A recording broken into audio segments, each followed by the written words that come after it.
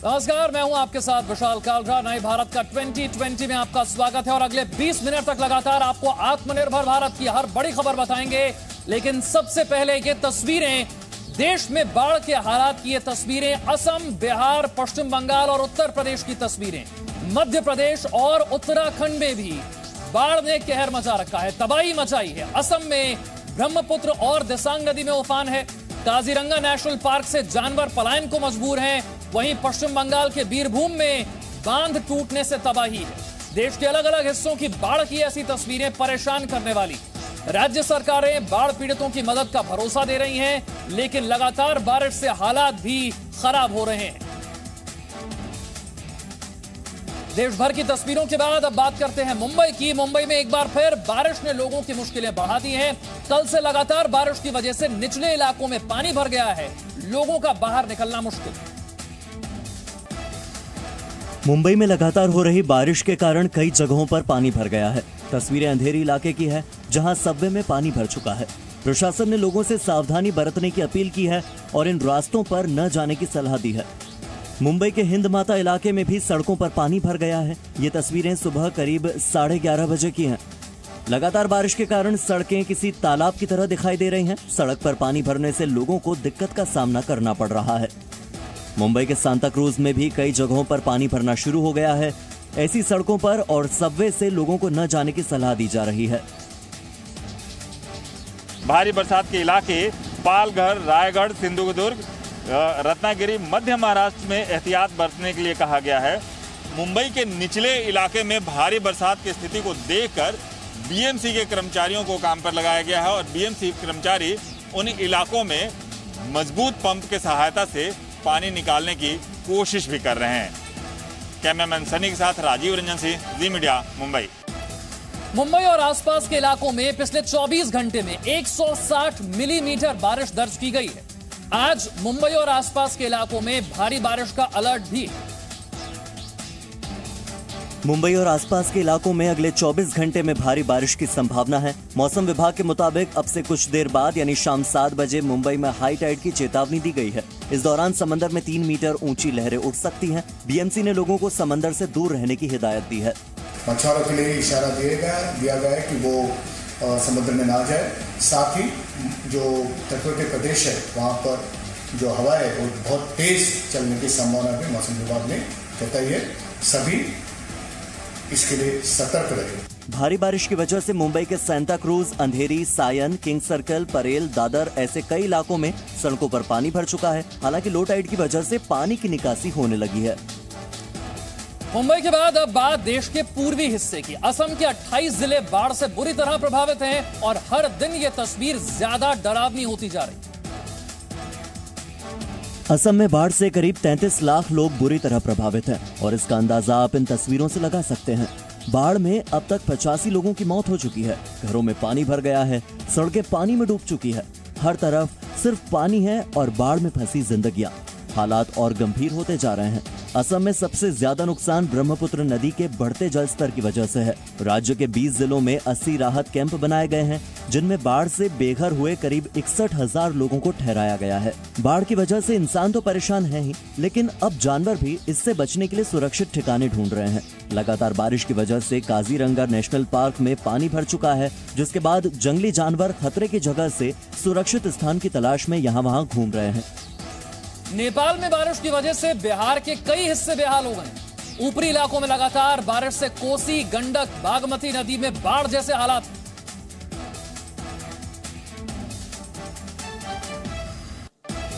बिहार की ज्यादातर नदियां उफान पर हैं, जिसकी वजह से बिहार के निचले इलाकों में पानी भर गया है। ये तस्वीरें बिहार के मोतिहारी की है, जहां नेपाल से आने वाली पसाह नदी का पानी गांवों के अंदर घुस गया है। जमीन में कटाव हो रहा है, जिससे स्थानीय लोगों की मुसीबत अब बढ़ती ही जा रही है। बिहार के सुपौल में भी हर तरफ पानी ही पानी दिखाई दे रहा है। कोसी नदी का जलस्तर बढ़ने से कई गाँवों में पानी भर गया है। सड़कें पानी में डूब चुकी हैं, खेतों में पानी भरा है और फसलें बर्बाद हो चुकी हैं। बाढ़ के खतरे की वजह से लोग ऊपरी इलाकों में जा रहे हैं। सिर्फ असम और बिहार नहीं, पश्चिम बंगाल, उत्तर प्रदेश, मध्य प्रदेश में भी बाढ़ जैसे हालात। पश्चिम बंगाल के बीरभूम में भारी बारिश ने सब कुछ पानी में डुबो दिया है, फिर चाहे वो सड़क हो या फिर खेत। हर तरफ सिर्फ पानी ही पानी है। बीरभूम में कई स्थानीय नदियां उफान पर है, जिसकी वजह से बाढ़ का खतरा अब और बढ़ चुका है। उत्तर प्रदेश के सिद्धार्थनगर में भी बारिश ने लोगों की मुश्किलें बढ़ा दी हैं। नदियों के बढ़ते जल स्तर से कई गांवों में पानी भर चुका है। न तो सड़कें दिखाई दे रही हैं और न ही फसल।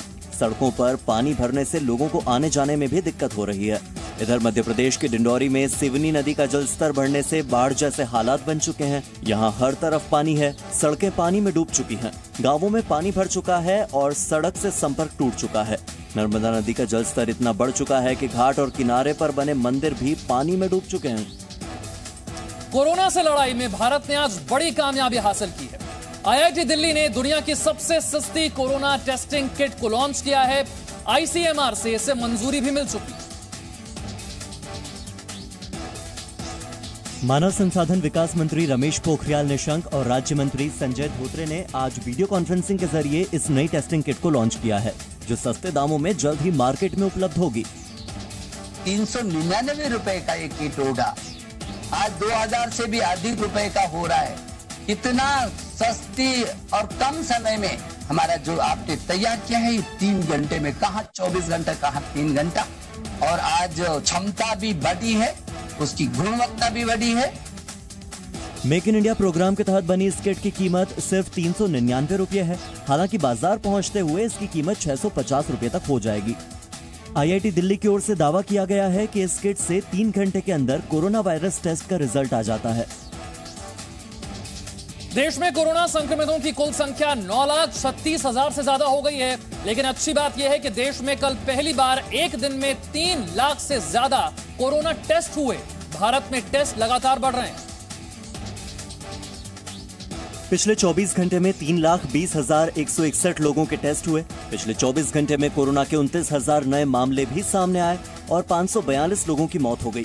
देश में अब तक कोरोना से 24,000 से ज्यादा लोगों की मौत हो चुकी है, जबकि 5,92,000 से ज्यादा लोग ठीक भी हुए हैं।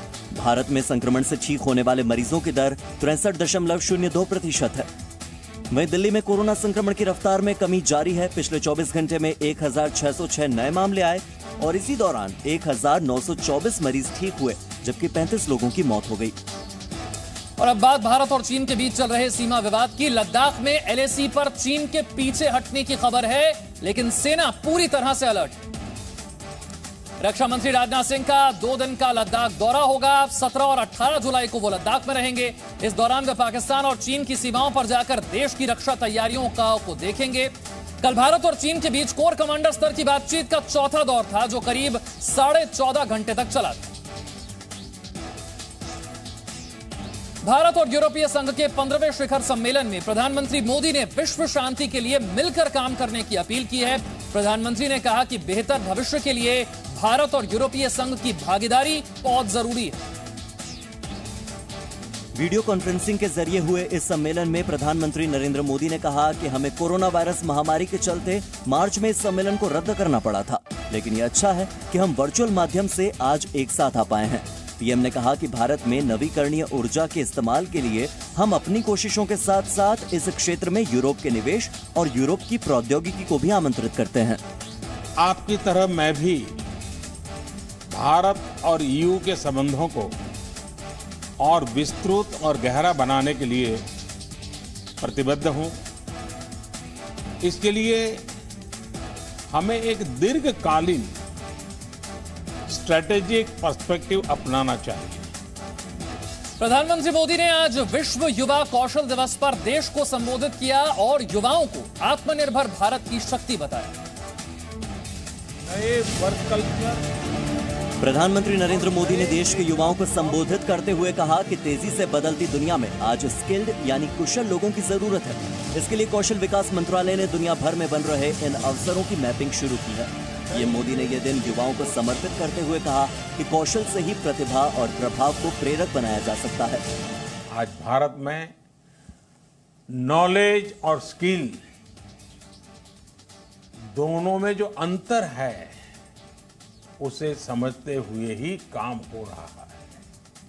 छोटी बड़ी हर तरफ की ऐसी ही स्किल आत्मनिर्भर भारत की ही बहुत बड़ी शक्ति बनेगी। और इस वक्त की बड़ी खबर यह है कि सेना के लिए जरूरी हथियारों की खरीद पर रक्षा मंत्रालय ने बड़ा फैसला लिया है। और बड़ा फैसला क्या है?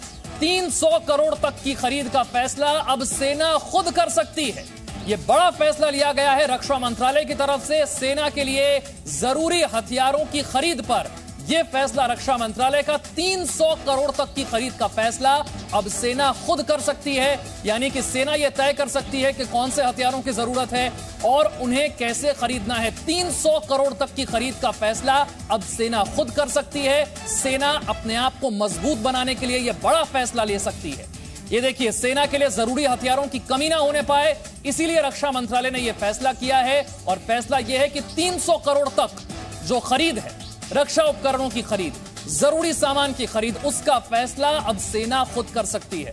आप जानते हैं, एक तरफ पाकिस्तान, एक तरफ चीन, हमारी सेना कितनी मुश्किल परिस्थितियों में रहती है, किस तरह की चुनौतियों का सामना करती है। ऐसे में सेना की ताकत का बढ़ते रहना जरूरी है इन चुनौतियों का सामना करने के लिए। और ये ध्यान में रखते हुए रक्षा मंत्रालय ने बड़ा फैसला किया है कि 300 करोड़ तक की खरीद का फैसला सेना खुद कर सकती है। सेना इस बात का आकलन कर सकती है कि उसे किस तरह के हथियारों की जरूरत है।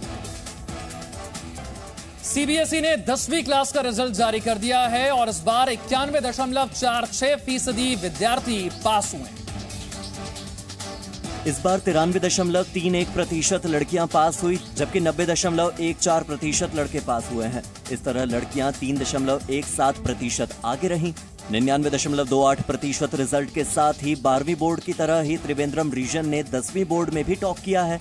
गुवाहाटी रीजन 79.12% के साथ सबसे नीचे है। दिल्ली जोन का रिजल्ट 85% रहा है। रिजल्ट में 99.23% के साथ केंद्रीय विद्यालय नंबर 1 पर है, जबकि 98.66% के साथ जवाहर नवोदय दूसरे स्थान पर है। 10वीं की परीक्षा देने वाले स्टूडेंट्स बोर्ड की ऑफिशियल वेबसाइट cbseresults.nic.in पर अपने रिजल्ट देख सकते हैं।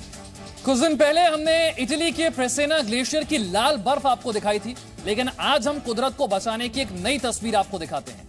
बर्फ को पिघलने से बचाया जा सके, इसके लिए प्रेसेना ग्लेशियर को सफेद जियो टेक्सटाइल शीट से ढका जा रहा है। बर्फ का रंग लाल होने की वजह से सूरज की गर्मी तेजी से बर्फ पिघलाती है, जबकि यह सफेद चादर बर्फ को पिघलने से बचाएगी। Presenting B News app, available on Google Play and App Store. Download it now.